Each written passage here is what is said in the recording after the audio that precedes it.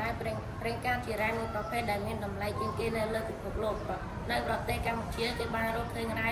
ប្រេងកាតនៅក្នុងដីក្រោមបាតសមុទ្រនិងក្រោមដីបាតបឹងទន្លេសាបបច្ចុប្បន្ននេះក្រុមហ៊ុនមាននយោបាយជាច្រើនកំពុងចរចាជាមួយរដ្ឋាភិបាលកម្ពុជាដើម្បីបង្កើនការនៅក្នុងបាតសមុទ្រខ្មែរតាមអ្នកសាជីបានដឹងថាប្រទេសកម្ពុជាមានប្រេងកាតរាប់ពាន់បារ៉ាគេធ្វើសំណង់ពុះប្រេងកាតក្នុងទឹកសមុទ្រឬទឹកសាបគេបោះទន្លេឲ្យមកជ្រែកទៅឲ្យឆ្លងកាត់ស្រទាប់ដែលមានឧស្ម័ននៅស្រទាប់ខាងក្រោមប្រេងមានទឹកប្រៃនៅស្រទាប់ក្រោមទឹកប្រៃមានស្រទាប់ដីដែលជាទម្រង់ទឹកប្រៃនៅក្នុងស្រទាប់ឧស្ម័នក្នុងស្រទាប់ប្រេងកាតនៅក្នុងស្រទាប់ទឹកប្រៃគេសង្កេតឃើញមានសាឡាស្ពុតនៅពេលគេបុកបំពង់ដល់ឧស្ម័នគេដឹងថាចិត្តដល់ស្រទាប់ប្រេងហើយដូច្នេះគេមានការប្រុងប្រយ័ត្នមិនឲ្យការបុកឬជ្រុលហួរនាំឲ្យប្រេងកាតបាញ់ណាខ្លាំងហួរបំពង់បង្ហូរ